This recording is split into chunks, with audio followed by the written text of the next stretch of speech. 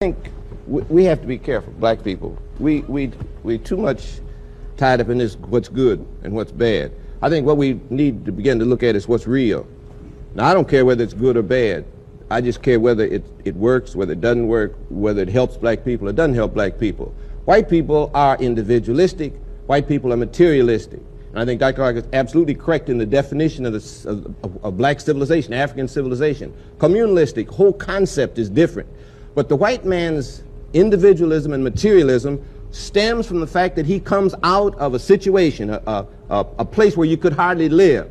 You know, the barren land where you could hardly grow, no resources, where they had to fight each other just to keep alive, and where each person had to try to steal all he could to keep somebody else from getting it so he could stay alive. Now that builds individualism and materialism. Now he didn't have much in the way of materialism, but he had the need, the desire, so he built ships, he built guns, everything in order to take something from somebody else. Now you got to realize that the black man came up in a wholly different kind of environment, where there was everything that a person needed. They didn't have to cheat and lie and steal to get enough to eat. Enough to eat was everywhere. Nobody had to take from somebody else.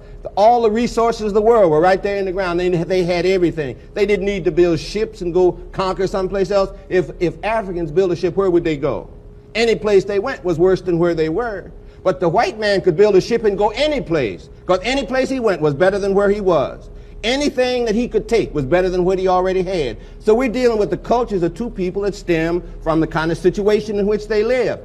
Black people today are trying to be individualistic and materialistic because we are now in a slave culture. The white man has dominated us so completely, we try to accept his values. What we've got to do is reject his values, go back and accept the old values that come from Africa, our own historic black values, and have a black value system that we put in opposition to the white man's materialism and individualism.